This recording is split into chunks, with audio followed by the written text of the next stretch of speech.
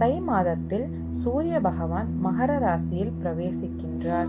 ஜோதிட ரீதியாக சூரியன் பிதுர்காரகன் என்றும் சந்திரன் மாதுர்காரகன் என்றும் அழைக்கப்படுகிறார்கள். அமாவாசை என்பது மாதுர்காரகனும் பிதுர்காரகனும் ஒன்றாக இருக்கும் காலம் ஆகும். ஜோதிட சாஸ்திரத்தில் தந்தையை குறிப்பவர் சூரியன். அதனால் அவர் பிதுர்காரகன் என்று அழைக்கப்படுகிறார்.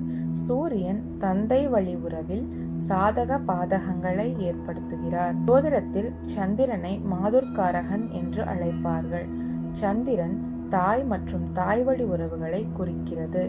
சந்திரன் மனோகாரகன் என்றும் அழைக்கப்படுவார், அதாவது மனதை ஆள்பவர்.